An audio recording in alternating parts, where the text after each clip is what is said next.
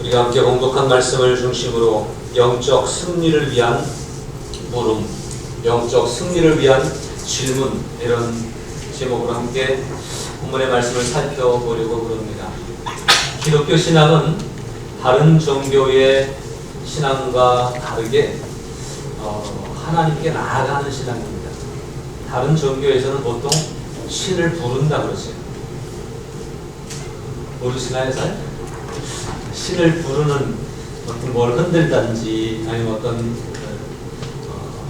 고행이나 수고나 이런 것들 중에서 자기들의 신을 불러와서 그 신에게 묻고 또 그 신이 나한테 와서 내 삶을 좀 도와주기를 원하는 마음으로 신을 부른다라고 생각할 수 있을 것 같습니다.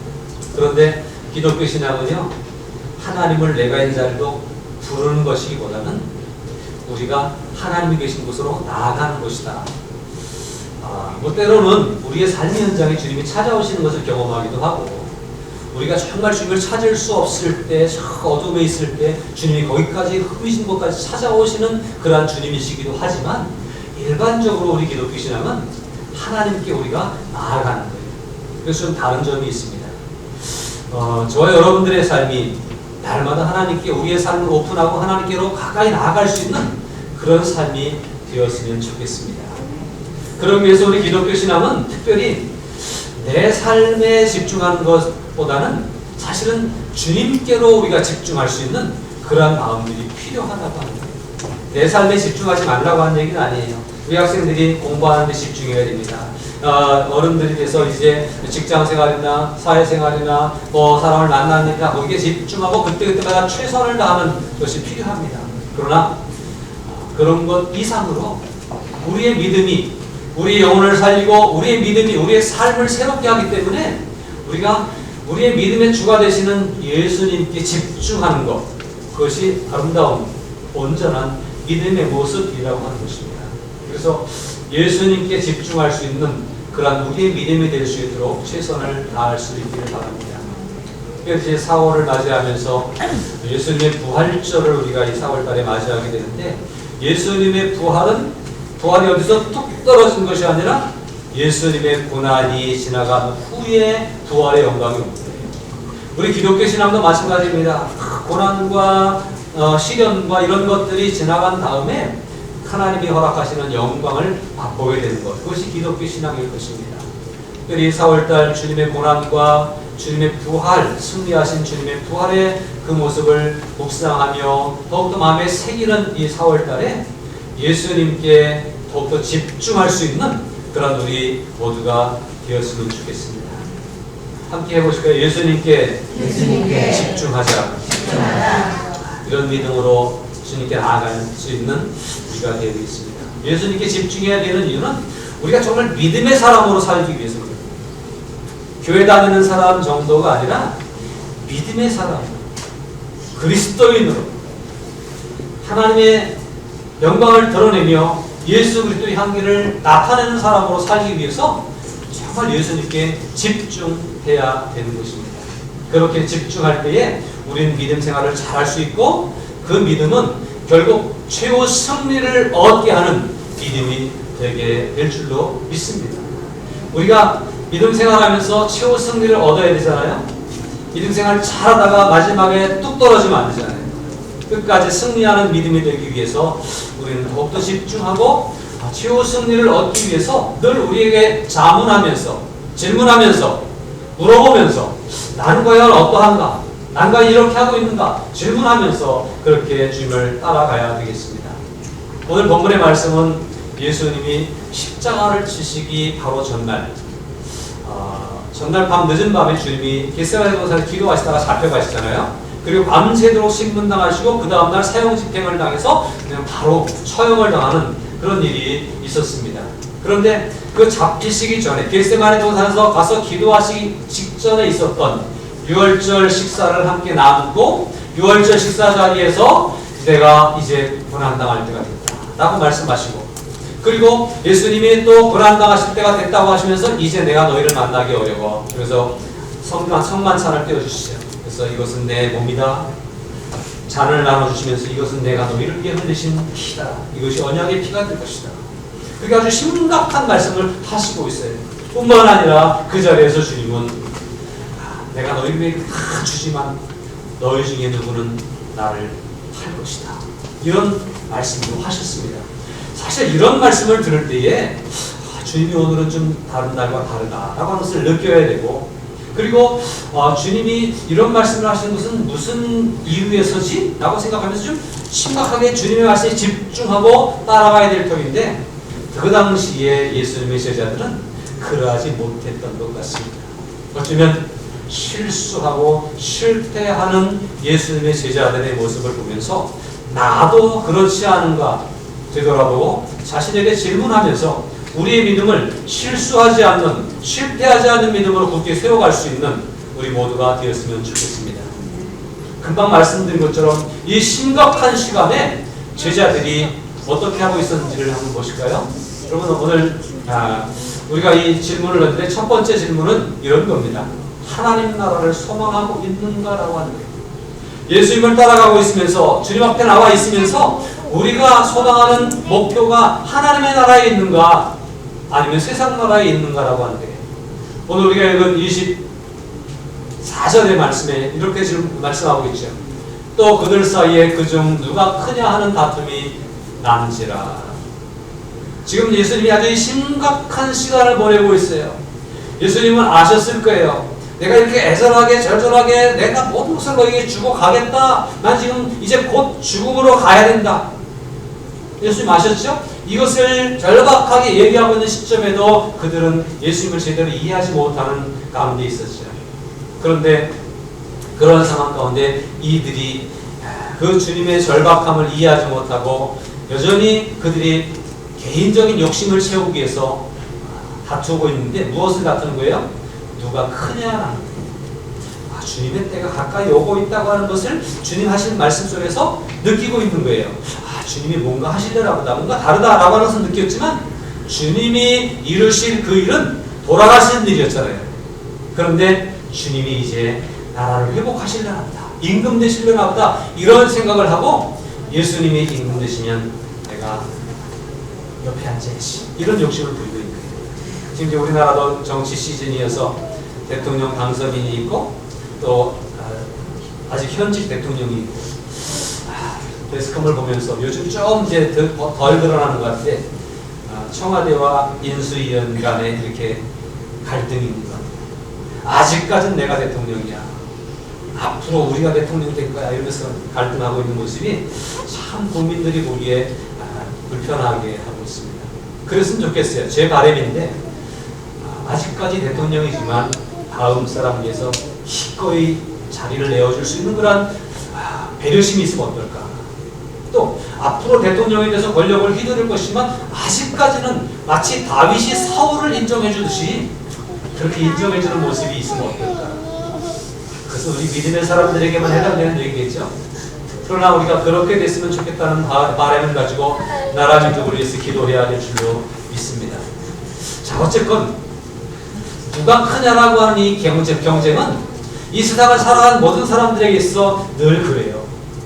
어떤 면에서 보면 가정생활 속에서도요, 저도 우리 집사람하고 이렇게 가정생활을 하면서 누가 크냐를 계속 경쟁하는 것 같아요. 내가 주권자야, 아니 나도 살아있어, 이러면서 계속 그렇게 살아가는 거 같아요. 여러분들은 안 그러실 것 같은데 저희는 지금도 계속 싸우고 누가 크냐 그렇게 살고 있습니다. 이게 누가 크냐라고 하는 건 인간들에게 있어서, 사람들에게 있어서 굉장히 관심사고, 그런데 이 누가 크냐라고 하는 것은 무엇 때문에 그런 거예요? 세상에서 어떤 권력을 잡고 세상 어떤 힘을 과시하고 싶은 마음 가운데서 있는 거잖아요. 예수님이 그 모습을 보시고 이렇게 말씀하십니다. 25절에 예수께서 이르시되 이방인의 임금들은 그들을 주관하며 그 집권자들은 은인이라 칭함을 받으나. 이 얘기는 뭐냐면 이방인의 집권자들은, 당선된 사람들은, 권력을 쥐고 있는 사람들은 그들을 주관하고 백성들을 쥐어 잡으려고 그러고, 또 백성들에게 뭐 해주는 걸 마치 자기가 해주는 것처럼 생각하고 그렇게 하고 있지만, 주님이 이렇게 말씀하시는 데 있어 그거는 대단하다는 거예요? 별거 아니라는 거예요? 사실은 별거 아니라고 하니. 또 세상을 어쩌면 세상의 이치는 당연히 그게 그래서 주권자가 되고 싶어하고 대단히 그 위치에 올라가고 싶은 마음들이 있지만 너희는 그러지 말라고 말씀합니다. 26절에 너희는 그렇지 않을지니 세상의 집권자들은 그렇게 하지만 너희는 그러지 말라. 너희 중에 큰 자는 젊은 자와 같고 너희 중에 큰 자는 젊은 자와 어린아이와 같고 그런 얘기예요. 다스리는 자는 섬기는 자와 같을지니라. 다스리는 권세를 가지고 있어도 섬기는 리더십을 발휘해라 라고 그렇게 말씀하고 있습니다. 28절에 너희는 나의 모든 시험 중에 항상 나와 함께 한 자들이다 이렇게 말씀합니다. 나를 따르는 자가 아니냐 라고 합니다. 그래서 앞에 이방인의 집권자들과 너희라고 지칭하는 예수님의 제자들, 예수님을 따르는 우리 믿음의 사람들은 좀 사고가 생각이 달라야 된다. 관점이 달라야 된다는 거예요. 세상 사람들은 세상의 권력을 쥐려고 하지만 그러나 너희는 주님을 따르는 사람들은 섬기는 자가 되야 된다 라고 말씀하고 있습니다. 예수님은 이렇게 또 소개하죠. 앉아서 먹는 자가 크냐 섬기는 자가 크냐. 그게 무슨 얘기예요?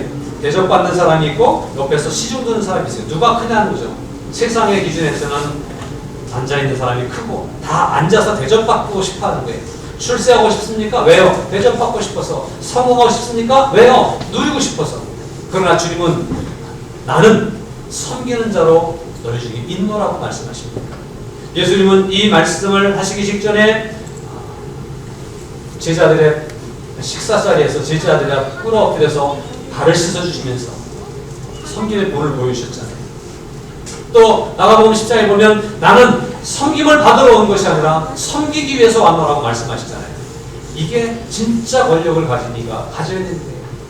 여러분 가운데 누가 나중에 권력이 생기거든 힘이 생기거든 누리려고 하지 마시고요. 그것을 통해서 섬기는 자가 되기를 힘쓰는 그래서 하나님께 영광을 돌리는 사람이 되었으면 좋겠습니다. 이 다음에 뿐만 아니라 오늘을 살아가면서 지속적으로 나는 섬기는 자로 살아야 된다라고 하는 그런 주님을 닮은 모습으로 주님을 따라갈 수 있는 성도가 되어야 할 줄로 믿습니다. 누가 크냐? 이게 우리의 관심사가 아니라 내가 어떻게 섬길 수 있을까라고 하는 생각을 가지고 섬기기를 다하는 우리들이 되어야 합니다. 29절 30절입니다. 내 아버지께서 나라를 내게 맡기신 것 같이 나도 너희에게 맡겨 너희로 내 나라에 있어 내 상에서 먹고 마시며 또는 보좌에 앉아 이스라엘 12지파를 다스리게 하려 하노라 또 말씀합니다. 주님이 섬김의 본을 보이시면서 나는 섬기기 위해서 왔다. 나는 너희를 섬기는 자로 있다 라고 말씀하시는 그 이유는 이 세상 나라에 관심이 있는 것이 아니라 하나님의 나라에 관심이 있기 때문에 그래요. 오늘 믿음의 사람들은 예수님처럼 이 땅 나라의 주권자들, 집권자들처럼 휘두르고 누리고 다스리는 그러한 데 초점을 맞추지 말고 하나님의 나라에 초점을 맞추고 하나님 나라는 섬김의 리더십으로 이루어진다고 하는 생각을 가지고 살아갈 수 있어야 됩니다. 우리가 속한 이 교회 공동체가 하나님의 나라가 되기 위해서는 우리가 다 섬기는 자가 돼요. 목사도 여러분을 섬기는 자세로 섬겨야 되죠. 여러분 중에 어떤 직분이나 어떤 위치에 있는 분들도 오래 믿은 분들도 섬기는 자로 어린아이까지 잘 섬기는 그런 모습을 보일 때 여기 하나님 나라가 이루어질 수 있습니다. 우리의 관심사가 세상 나라에 있으면 안 돼요. 내가 담임자야, 내가 당회장이야, 뭐 이런 주권자, 세상의 주권자들 같은 그런 욕심을 부리는 것이 아니라 섬기는 자로 내게 맡긴 양들을 최선을 다해 섬기겠다고 하는 자세가 목회자에게 있어야 될 것이고 여러분들에게도 다양한 구석구석에 후미진 곳을 찾아다니면서 신이 섬기기를 다하는 모습으로 살아갈 때에 여기에 하나님의 나라가 이루어질 것입니다. 가정에서도 제가 저희 가정 얘기를 했죠. 서로 누가 크냐 경쟁한다고. 그러면서도 섬김의 모습으로 본을 보이고 서로 섬길 때에 그 가정은 하나님의 나라가 이루어지는 거예요. 계속 누가 크냐를 경쟁하기만 하면 하나님의 나라가 거기에 들어올 틈이 없습니다. 그러나 오늘 우리 믿음의 사람들은 세상 나라에 관심을 가진 것이 아니라 하나님 나라에 관심을 가지고 믿음으로 또 나아갈 수 있는 그런 우리들이 되어져야 될 줄로 믿습니다. 그러므로 나는 과연 하나님의 나라에 집중하고 있는가? 나는 과연 이 땅에 살지만 하나님 나라에 소망을 두고 있는가를 질문하고 그것을 생각하면서 모든 일을 그렇게 해석하고 넘어갈 수 있기를 바랍니다. 두 번째로 우리가 질문을 던져야 될 것은 이런 것들입니다. 나는 믿음을 가지고 있다고 하면서 십자가를 바라보고 있는가라고 하는 거예요. 십자가가 주는 의미는 여러 가지가 있습니다. 십자가는요, 먼저 바라봐야 될 것은 주님이 우리를 위해 지신 십자가를 바라봐야 될 것이에요.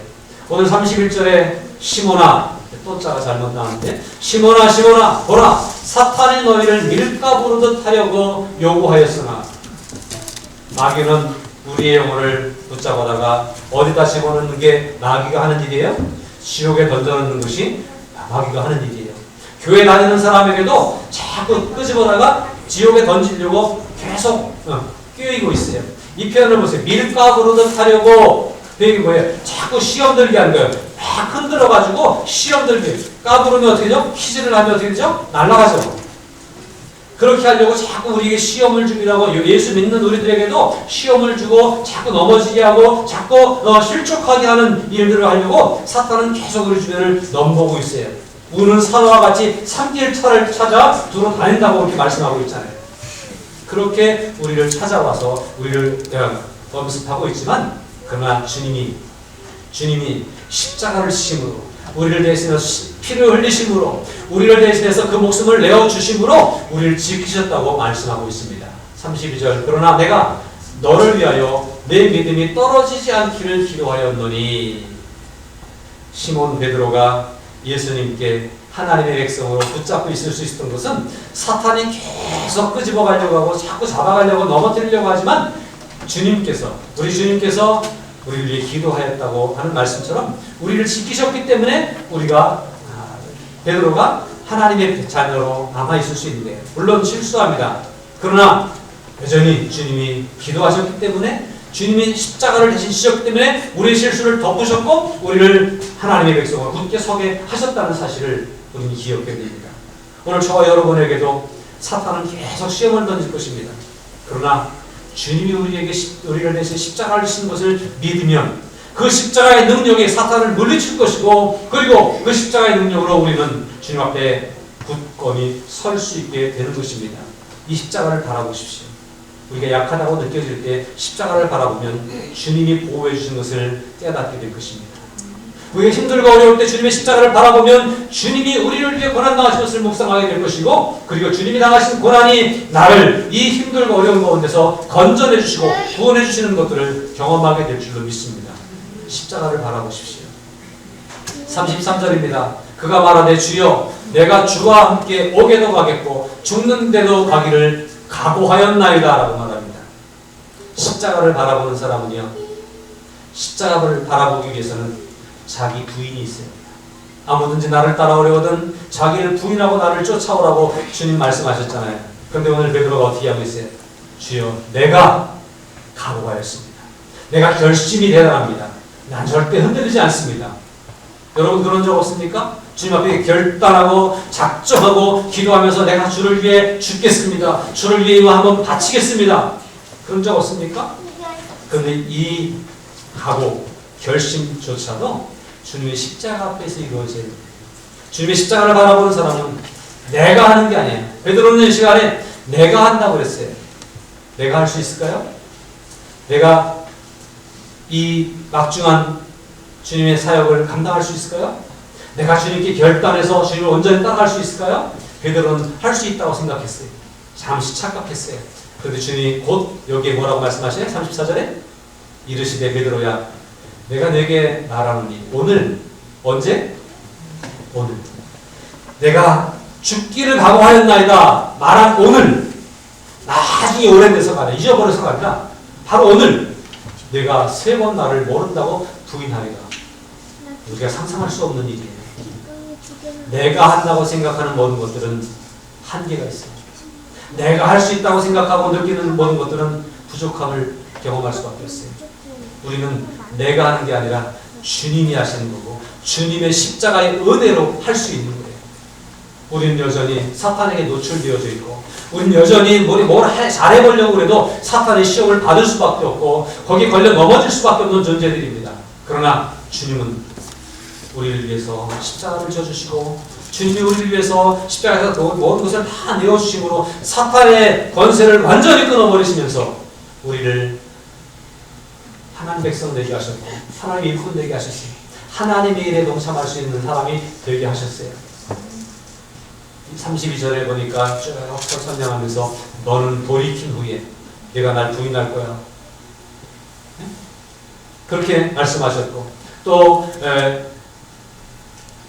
내가 돌이킨 후에 이 일을 감당할 수 있을 것이다. 형제를 굳게 하는 일을 내가 할 수 있을 것이다 라고 이렇게 말씀합니다. 이게 어디서 나오는 힘이에요? 주님의 십자가를 바라보는 데서 나오는 힘인 줄로 믿습니다. 주님이 우리를 위해 고난당하신 십자가의 능력을 인정하고 의지하고 믿고 고백할 때 우리가 구원받을 수 있을 것이고 구원받은 사람으로서 주님이 주신 십자가를 바라보며 그 길을 내게도 맡겨졌다고 생각하고 그 길을 따라가는 성도들이 될 수 있는 것입니다. 주님의 십자가를 묵상하면서 한 걸음 한 걸음 그 길로 나아갈 수 있기를 바랍니다. 내가 하는 게 아니에요. 주님의 능력으로 십자가의 능력으로 감당할 수 있음을 고백하면서 그 길로 나아갈 수 있기를 바랍니다. 나는 과연 십자가를 바라보고 있는가? 우리를 향해 우리 믿음을 향해 계속 질문을 던질 수 있기를 바랍니다. 마지막 질문입니다. 내가 어떤 위치에 있는가를 잘 지혜롭게 판단하는 것 굉장히 중요합니다. 예수님 말씀하십니다. 그들에게 이르시되 내가 너희를 전대와 배낭과 신발도 없이 보내었을 때에 부족한 것이 있더냐 이르되 없었나이다. 예수님이 12제자를 파송할 때가 있었어요. 70명의 제자들을 파송할 때가 있었어요. 그때 아무것도 가지고 가지 말아라. 가면 너희를 영접하는 이가 있을 것이다. 그들이 대접해 주는 대로 받고 그들이 허락해 주는 것을 누리면서 열심히 주의 사역에 힘쓰라. 예수님이 살아계실 때는 그들이 대접받았고 예수님이 보내시는 곳에 가면 다 척척척척 이루어져서 부족함이 없었어요. 부족한 것이 있더냐? 아무것도 가지고 가지 않았는데 근데 과거의 경험으로 볼 때 부족한 것이 없었어요. 부족한 것이 없었습니다라고 고백하는 제자들의 모습을 볼 수가 있습니다. 이게 언제예요? 전에 있었던 일이에요. 근데 지금은요. 상황이 달라진다는 거예요. 왜요? 주님이 그들의 곁을 떠나실 것이기 때문에 주님이 잡혀가실 것이기 때문에 그래요. 주님이 십자가를 지고 죽으실 것이기 때문에 이제 더 이상 제자들을 인정해주거나 대접해주는 사람들이 없어요. 그래서 거기가 대접받을 줄 알고 아무 준비도 없이 나가면 안 돼요. 이제는 본인들이 자기들 스스로를 챙기면서 살아가야 돼요. 이것은 뭐 먹을 것, 입을 것 이런 걸 챙기라고 하는 얘기 아니에요. 주의 사역을 위해서 전에는 그냥 가면 합력하여 선을 이루어지는 일이 있었지만 이제는 내가 잘 준비해서 나가야 되는 상황으로 상황이 바뀌어진다라고 하는 거예요. 그러므로 이 상황, 내가 처해야 하는 상황을 잘 인식하고 이해하는 일, 이거 굉장히 중요한 일입니다. 오늘 우리는 어떤 자리에 있습니까? 36절에 보니까 이르시되 이제는 전대에 있는 자는 가질 것이요 배낭도 그리하고 검없는 자는 겉옷을 팔아 살찌려다. 준비하라는 게 자기를 지켜야 된다. 또 자기가 쓸 것을 준비해야 된다. 전에는 쓸 것이 없어도 가서 채워주는 사람이 있었어요. 근데 지금은 자기 쓸 것을 준비하라는 거예요. 그리고 전에는 누가 막 패치려고 하는 사람이 있어요. 그러나 지금은 패치고자 하는 사람이 있어 검도 준비하라는 거예요. 사실은요, 이 검을 준비하라고 하는 얘기는요, 칼로 대적하라고 하는 얘기보다는 영적인 검, 말씀의 검을 준비하라고 하는 말씀으로 이해하는 것이 옳습니다. 여러분, 저는 예수님의 그늘에서 그냥 쉽게 술술술술 일이 풀렸어요. 그런데 어쩌면 이제는 주님이 돌아가실 것이기 때문에 또 부활하시더라도 또 하늘로 올라가실 것이기 때문에 우리에게 이 하나님 나라를 맡겨놓고 가실 것이기 때문에 이 일을 이루기 위해서 우리가 감당해야 돼요. 그래서 말씀의 검을 가지고 담대하게 나아갈 수 있는 준비가 되어져야 됩니다. 사랑하는 여러분, 오늘 우리에게 주님이 맡겨주신 나라가 어디 있습니까? 이 땅을 살아가지만 우리가 마치 전쟁과 같은 전쟁터와 같은 이 세상을 살아가지만 그러나 하나님은 이 세상을 하나님 나라로 일구어 가도록 우리에게 사명을 주시고 가셨어요. 이건 그냥 되는 게 아닙니다. 오늘 내가 감당해야 될 일이 무엇인가를 인식하는 사람이 할 수 있는 일이에요. 오늘 내가 어떻게 할까라고 고민하며 기도하며 준비하고 예비하고 있는 사람이 감당할 수 있는 일인 거예요. 전도해야 되는 것은 알지만 전도가 그냥 되는 게 아니에요. 가만히 앉아있으면 저들이 우리를 따라오는 게 아니에요. 이것을 위해서 기도하고 이것을 위해서 준비하고 어떻게 할까 희생하고 헌신하면서 쏟아 부어줄 때에 그 일이 비로소 이루어질 수도 있고 안 이루어질 수도 있어요. 전에는 그냥 가면 예비된 사람이 따라 나왔다면 이제는 그렇지 않아요. 오늘 우리가 살고 있는 이 시대가 그런지 모릅니다. 전도하기가 얼마나 어려운 시대인지 알 수 없어요. 저도 예수 계속 고민 중에 있습니다. 교인이 자꾸 주는 거예요. 교인이 주는 것에 대한 두려움이 아니라 하나님의 나라가 확장돼야 되는 데라고 하는 것에 대한 소망이 자꾸 갈등하게 합니다. 이 지역에 우리가 하나님 앞에 세워졌는데 이 지역에 많은 영혼들이 있잖아요. 그 영혼들을 우리가 건져내야 되고 구원해내야 되는데 여러분들의 가족들이 아직도 주님 앞에 있지 않잖아요. 그들을 어떻게 주 앞으로 이끌어야 되는데 이 문제가 그냥 이루어지는 것이 아니라고 하는 사실을 잘 기억해야 돼요. 요행이도 여러분들은 쉽게 나온 것 같으시죠? 그러나 어떤 이들은 여러분들을 위해서 목숨을 거는 기도를 했을 수도 있어요. 어떤 이들은 여러분들을 위해서 끊임없이 사랑을 베풀고 노력했을 수도 있어요. 쉬지 않고 노력하는 노력 때문에 여러분들이 나온 거예요. 하나님의 특별한 은혜가 있었을 거예요.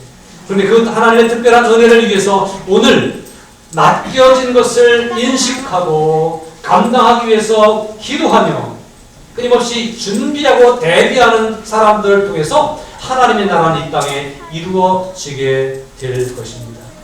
사랑하는 여러분, 저 여러분에게 맡겨진 상황이 어떤 상황인가를 잘 이해하고 거기에 맞춰 대처할 수 있는 믿음을 가지시기를 바랍니다. 질문해 보세요. 오늘 난 뭘 해야 되지? 오늘 난 어디에 있지? 내가 맡은 사람은 누구지? 내가 꼭 건져내야 될 사람은 어디 있지? 이런 생각을 계속 질문을 던지면서 이것에 합당하게 준비하고 또 대비할 수 있는 그런 우리들이 되어야 돼요.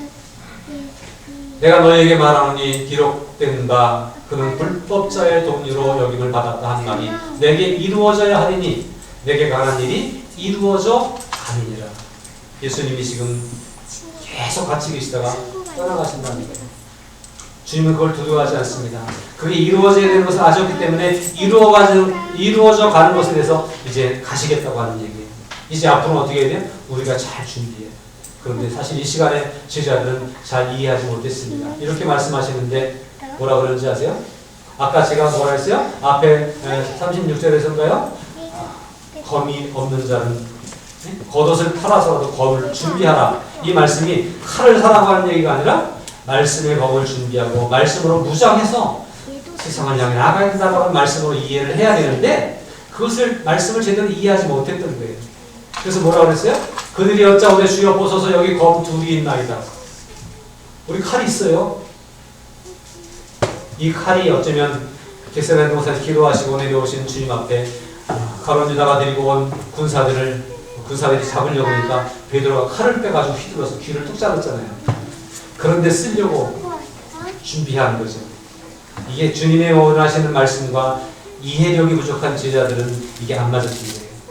그래서 제대로 준비하지 못했고 그리고 칼을 휘둘렀어요.